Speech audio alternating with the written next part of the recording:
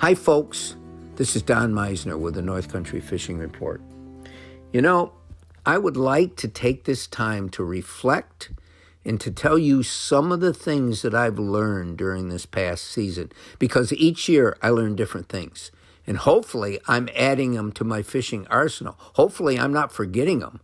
And they're part of that reservoir of thoughts and techniques and so forth that I accumulate through a life of fishing. But I did learn some things this year, and I wanted to pass them on to all of you. Number one, when I was a kid, even for just until a few years ago, I never used braided line because braided line was designed originally for bait casting reels. And because of the injury that I had in the Navy, I can't coordinate a bait casting reel, so I always have just used spinning reels. But then they started saying that they made braided line better and better, and they said you could use it on a spinning reel. So I started using it. And the benefits we've talked about over and over. The braided line doesn't stretch, so you can feel things far more. You can feel the slightest little tap of a fish nibbling on braided line.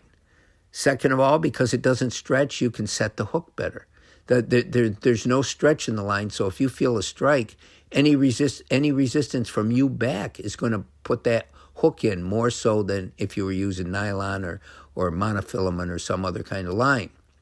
But what I've found is that on a spinning reel, especially if you're using light lures like I tend to use, and I'm using light braided line, rated at 10-pound test, we'll say, then it really is prone to binding up and tangling up on the spinning reel far more than it does on bait caster. And I really don't have a solution for that other than you to be aware of it and realize that a lot of times it's very important to keep casting the line back out with doing nothing, casting it out and re-spooling it essentially as you reel it in so it's not binding into itself, because that's what braided line does.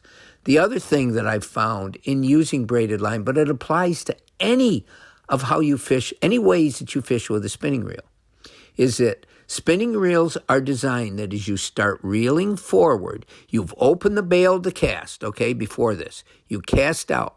Now you want to bring the bail back over and start reeling it back. That bail locks the line in place on the spool. So spinning reels are designed to do that automatically once you put pressure on the spool, on the handle, and start reeling it forward. The spool will come over.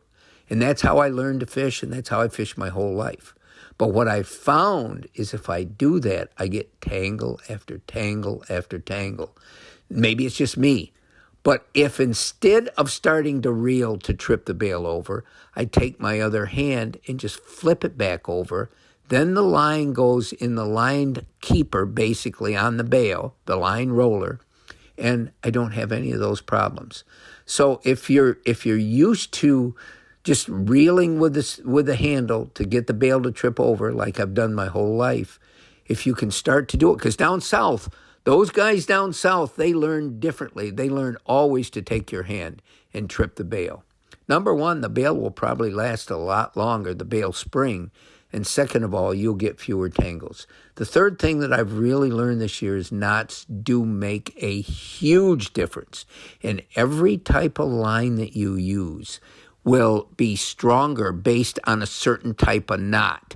If you tie, and I'm not going to go into the names because if you're not an avid fisherman, you won't know these names. But you really have to sort of experiment with the knots or research. And if you're good at looking online and you find a knot, it'll show you how to tie it. I'm not really good that way. I can look at that and I still maybe am confused. I have to learn it my own way.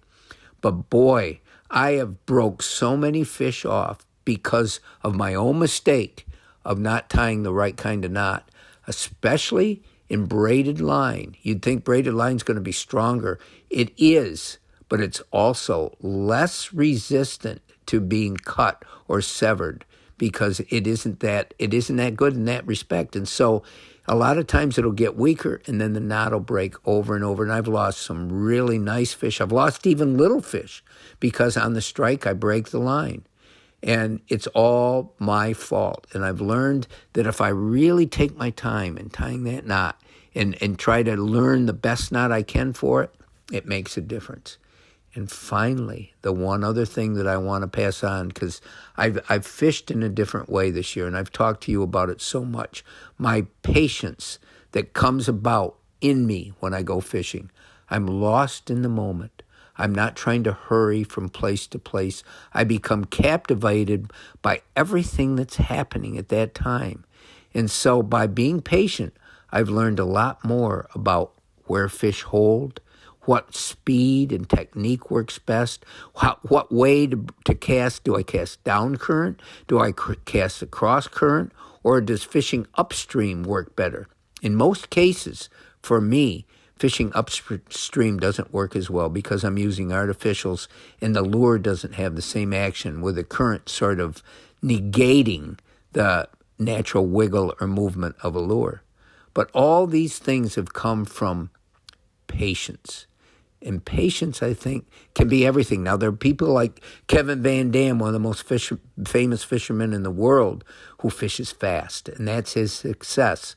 And so we all have different means and different ways. But I still feel patience can make a big difference in you learning how to be a better fisherman. Until next time, folks, this is Don Meisner with the North Country Fishing Report.